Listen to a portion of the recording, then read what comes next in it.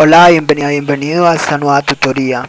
Recíbela y llévala también en tu dispositivo móvil o tableta. Recuerda, esto es tutorías.co.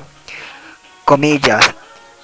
Macaco también significa motivación, atención, concentración, actividad, comprensión y organización. Comillas. Como se observa en la figura, el ejercicio planteado consiste en crear un programa que permita intercambiar los datos mayor y menor de un vector. Se plantea la solución en un programa de 57 líneas. Entre las líneas 4 a 8 se incluyen las librerías estándar o por defecto del lenguaje C#. Entre estas librerías, System es la principal. Recuerde que las librerías son repositorios de funciones que se usan en el programa. Entre las líneas 10 a 57 vemos el espacio de trabajo llamado intercambio mayor-menor vector. Entre este espacio de trabajo, entre las líneas 12 a 56, vemos la clase por defecto llamada program. Entre esta clase, entre las líneas 14 a 55, vemos el main. Este es el método de inicio del programa. Recuerde que un programa puede tener varios métodos. Cuando el programa ejecute, el compilador buscará el main. Entre el main, línea 16, se instancia un objeto RND de la clase random. Este objeto permitirá generar los números aleatorios.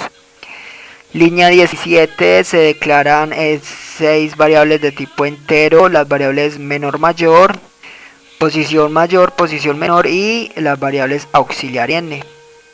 Línea 19, usamos el método write. Este método permite mostrar información por consola para que se visualice a través de la pantalla. Se escribe console.write paréntesis entre comillas dobles el texto a mostrar.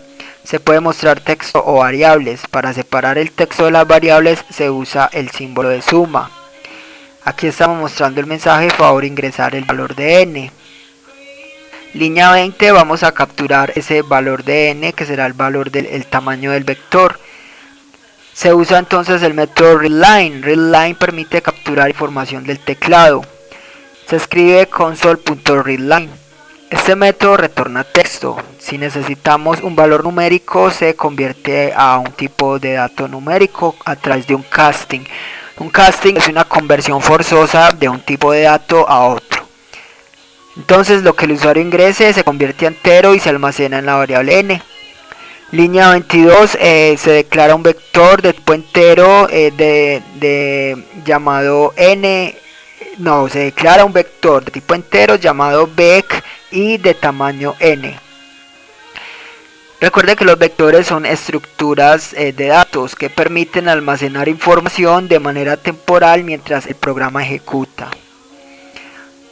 Para llenar este vector con datos usamos un ciclo. Las estructuras repetitivas permiten ejecutar un conjunto de instrucciones repetidamente, aprovechando así la velocidad de procesamiento de datos de un computador. Acá entonces tenemos un ciclo for, variable controladora i, que va de 0 a n. Entre este ciclo, línea 25, al vector vec en la posición i le asignamos un número aleatorio del 1 al 100. Para eso usamos el método next. Este método entonces retorna o genera la semilla para un número aleatorio de un rango. En este caso el rango es de 1 a 101 para que tome el 100. Observe que tomamos la parte entera a esta función, garantizando así que sea un valor entero el que vamos a almacenar en el vector.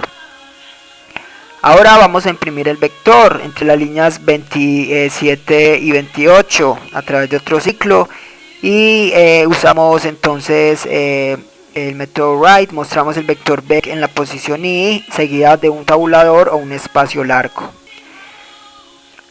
Vamos ahora a hallar la posición en la que se encuentra el menor y mayor dato del vector para luego intercambiar estos datos. Para eso inicializamos las variables menor y mayor y las variables posición menor y posición mayor.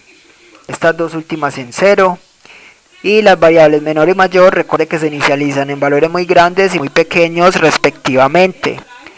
Pero como estamos hablando de datos en estructuras estáticas, entonces se pueden inicializar en cualquier posición del vector en este caso, ya que al recorrer el vector se garantizará que estas variables se actualizarán. Ahora recorremos el vector línea 35 a 44, un ciclo for de 0 a n. Entre ese ciclo vemos dos condicionales. Recuerde que las condicionales permiten a un programa tomar dos o más caminos alternativos. Primera condicional, entre las líneas 36 a 39, si el vector Beck en la posición X es menor a menor, en caso de ser cierto, ingresa a esta condicional línea 37, la menor le asigna el vector Beck en la posición X. Línea 38 a la variable posición menor le asigna X. Entonces cada que encuentre un nuevo menor, ingresará a la condicional, actualizará la menor y la posición. Esto se hace también para hallar el mayor y la posición de mayor. Ya se usa el operador de comparación mayor en la condicional de la línea 40. Al salir de este ciclo vamos ahora a intercambiar los datos. Recuerde que cuando usted tiene variables o estructuras de datos, usted si va a almacenar información en estas, entonces usted lo que hará será sobreescribir sobre un espacio de memoria. Si usted escribe datos sobre un espacio de memoria RAM, los datos anteriores se perderán. Entonces, como hablamos de intercambio y no de asignación, entonces lo que hay que hacer es salvar la información para después llevarla a otro espacio de memoria. Para eso se usan las variables temporales o auxiliares. Entonces, línea 45, una variable auxiliar recibe lo que tiene el vector Beck en la posición menor. Y línea 46, a ese vector Beck en la posición menor le asigna otro dato, que es el vector Beck en la posición mayor. Y al vector Beck en la posición mayor, línea 47, le asigna el auxiliar. Así entonces se intercambian datos a través de variables o estructuras de datos. Y por último mostramos nuevamente el vector ya con los datos intercambiados. Línea 54 se invoca el método readKey. Este método indica al compilador que espere una entrada de carácter de teclado.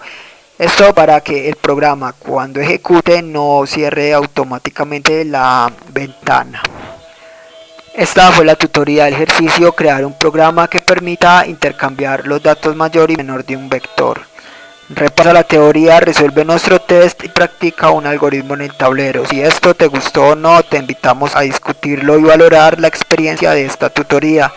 Recuerda, esto es tutorías.co, tenemos como @tutorías, posteamos en Facebook y Google Plus como Tutorías Colombia. Pregúntanos, contáctanos, haz parte de nuestra